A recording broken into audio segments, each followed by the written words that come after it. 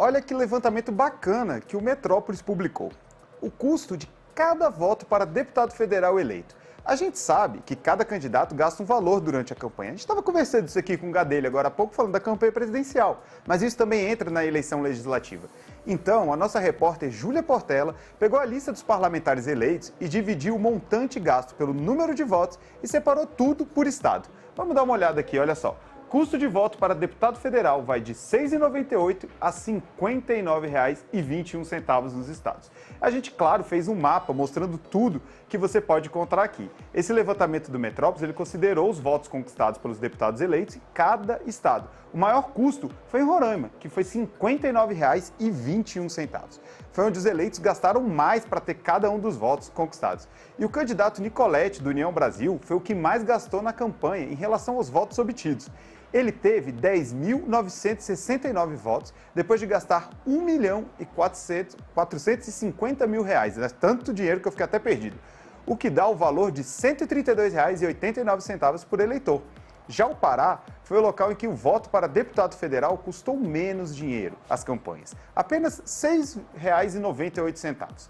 A lista completa por estado e os parlamentares eleitos, é claro, você encontra no nosso portal metrópolis.com. E a gente, é claro, vai continuar falando de política, mas agora com o cientista político Frederico Bertolini, professor da Universidade de Brasília. Obrigado pela presença, professor. Pode chegar. Agora está autorizado. Tudo bom? Obrigado. Tudo jóia. Tá ótimo. O que é importante é trazer informação, não importa a hora. Perfeito. Professor, eu queria saber, né, dessa questão que vem norteando as eleições, que é o voto evangélico, ou como muitos têm apontado, o voto cristão. Por que essa questão tem ganhado tanto espaço nas últimas eleições? Em 2018, esse voto já tinha sido muito importante, né? Em 2022, ele está tendendo a ser particularmente relevante. É importante destacar que o voto evangélico, ele não pode ser entendido, obviamente, como um bloco, mas existem questões ou dimensões essenciais que tornam ele importante. Em primeiro lugar, uma distinção entre as denominações católicas e evangélicas, ambas cristãs, mas com orientações bastante distintas em relação à atividade política e à mobilização política. Então, isso é um elemento que diferencia o voto evangélico. O voto evangélico, ele historicamente, existe uma larga literatura que trabalha sobre essa dimensão religiosa aqui no Brasil. Amy Eric Smith, eu acho que é a principal autora em relação a isso. Ela trata esse voto evangélico como particularmente mobilizado, mais mobilizado. Em 2018, existiu uma clivagem bastante forte. Bolsonaro, Haddad, o voto evangélico foi majoritariamente para Bolsonaro. Praticamente 70% dos eleitores evangélicos decidiram por Jair Bolsonaro. Nessas eleições, ainda continua havendo essa clivagem, embora ela tenha diminuído um pouco. De fato, o ex-presidente Lula tem mais força do que o candidato Haddad e ele conseguiu diminuir um pouco essa distinção, mas ela continua bastante relevante. Se estima que em torno de 50% dos evangélicos votaram em Jair Bolsonaro, enquanto que em torno de 30% votaram no ex-presidente Lula. Os evangélicos são aproximadamente 30% da população brasileira. Eu acho interessante a gente conversar, porque existiu durante todo esse momento de pesquisa, a gente viu que algumas pesquisas tiveram um índice de precisão maior, outra menor. Um dos pontos levantados é que a estimativa da população evangélica no Brasil está defasada por conta do censo. O senhor concorda com essa avaliação, que isso seria um elemento que daria esse problema no resultado das pesquisas? Olha, eu não sei, o problema é que a gente não tem como avaliar se foi exatamente isso, né? A gente não tem dado suficiente para avaliar se foi exatamente isso. Talvez as pesquisas do segundo turno possam indicar melhor. A gente não teve boca de urna, por exemplo, para fazer esses ajustes finos. Então, outras pessoas acreditam que foi uma migração ali de último momento. São várias teorias, várias hipóteses, mas infelizmente nenhuma fundamentada em dados, que é o bacana para a gente ter, né? Mas, de fato, assim, se essa distinção, ela pode ter marcado uma diferença substantiva ali no percentual que optou pelo presidente Jair Bolsonaro. Mas a gente não tem como precisar isso. Não dá para cravar. Assim, tem uma estimativa de que as pesquisas estavam trabalhando ali nas cotas com em torno de 20 e poucos por cento, e que seria um pouquinho abaixo, mas eu não sei se foi suficiente para explicar uma variação tão grande assim. Então, é possível, mas não tem como garantir. Só vamos saber no futuro. Exatamente. Perfeito, professor. E nesse final de semana, o presidente Jair Bolsonaro participou do Círio de Nazaré, lá no Pará, mesmo sem ter sido oficialmente convidado pela organização. A esposa de Lula, Janja, também esteve por lá. E na quarta-feira que vem está prevista outra visita do presidente, dessa vez a Aparecida, para a festa de Nossa Senhora da Aparecida. Que impacto essas presenças têm para o eleitorado, já que parece que nesse segundo turno o tema é o voto cristão, né? Honestamente, eu não sei se vai haver tanto impacto assim. Eu entendo que ele esteja ali trabalhando nos eleitores que são em proporção distinta, ou seja, se entre evangélicos a proporção é de 50 para 30 para o Jair Bolsonaro, entre os católicos é o oposto, é mais ou menos 50 para 30 ali para o ex-presidente Lula. Eu entendo que ele esteja tentando avançar nesse eleitorado, mas eu não acredito que seja tão substantivo por conta justamente dessa distinção que marca o eleitor evangélico. O eleitor evangélico ele tem uma mobilização bastante específica, bastante peculiar, né? Especialmente um alinhamento à tendência mais conservadora, ou seja, o eleitor evangélico, ele percebe no progressismo ou em candidatos eventualmente progressistas uma ameaça ao seu estilo de vida. Então, isso torna mais mobilizado a combater esse tipo de ameaça. Às vezes, ele nem se identifica tanto com o Jair Bolsonaro, ele nem gosta do que o Bolsonaro diz, mas ele se preocupa muito com o que ele acredita que o Bolsonaro pode defender, que são os seus valores, que são o seu modo de viver, que ele acredita está ameaçado pelo progressismo. A literatura fala sobre isso. E até mesmo as grandes lideranças evangélicas hoje do país, principalmente se a gente pegar essas lideranças mais midiáticas, caso do pastor Silas Malafaia, estão ao lado de Bolsonaro. Isso influencia também o voto dos fiéis que estão ali na igreja no dia a dia? Olha, isso influencia bastante e é uma das distinções que a gente teve em relação a esse comportamento dos evangélicos. Em 2018, pela primeira vez, pós 88, o presidente Jair Bolsonaro conseguiu um movimento estratégico muito audaz e muito inteligente, reunir essas lideranças evangélicas em torno da sua candidatura. Então, antes, nos governos do PT, havia lideranças evangélicas que apoiavam o PT e outras que não apoiavam. O presidente Jair Bolsonaro conseguiu arregimentar todas as lideranças evangélicas em torno dele. E eu tenho visto, nesse ano, é uma impressão, obviamente, mas me parece que há um esforço institucional suplementar. Ou seja, se houve esse apoio, que era um apoio às vezes tácito, às vezes explícito, agora parece que há uma mobilização institucional coordenada por essas lideranças evangélicas, o que pode trazer mais votos para o presidente. Perfeito, professor. E o tema é tão relevante que os dois candidatos que estão no segundo turno destacaram pessoas de suas campanhas apenas para fazer a ponte com esse público. No caso do ex-presidente Lula, é a senadora Elisiane Gama. E no caso do presidente Bolsonaro, é a senadora eleita Damares Alves. O trabalho delas pode definir a eleição ou, calma, não é para tanto? Olha, é tão difícil quanto a projeção do censo. Não só também a ação do Bolsonaro lá no Círio de Nazaré.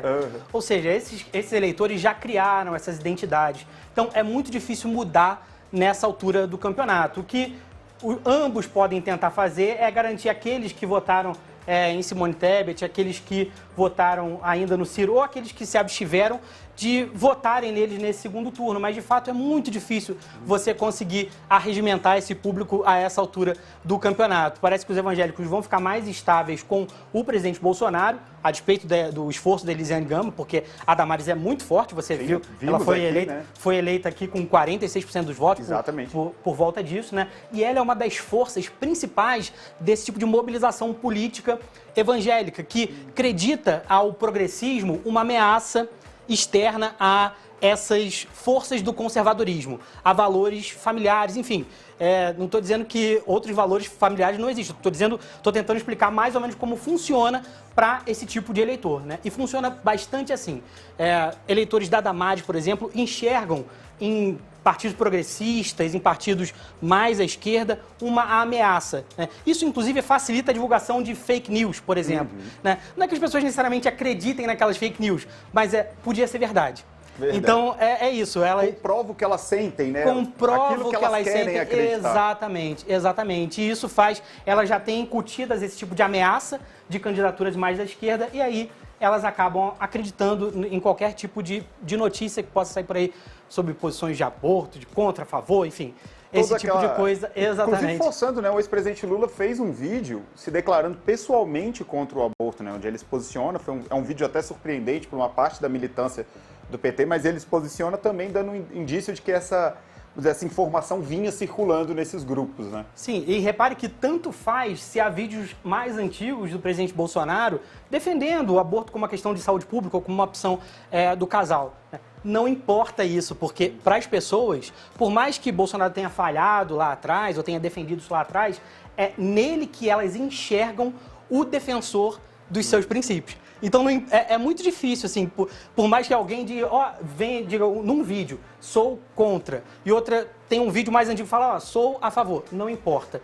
Para as pessoas, de forma geral, elas tendem a confiar naqueles que elas acreditam que será o defensor dos seus princípios. É uma marca dessa eleição, a gente está notando as pesquisas, elas não mostram mudanças radicais, né? Existem mudanças, por exemplo, o presidente Jair Bolsonaro veio crescendo desde os primeiros levantamentos, chegou no final do primeiro turno com um resultado até surpreendente, contrariando a maioria das pesquisas, mas não existe uma mudança radical dos votos. Então essa tendência também se aplica ao voto religioso, né? Parece que é essa a tônica dessa eleição. Essa forte polarização afetiva que a gente chama, ou seja, quando esses afetos são a questão principal que mobiliza os eleitores, né?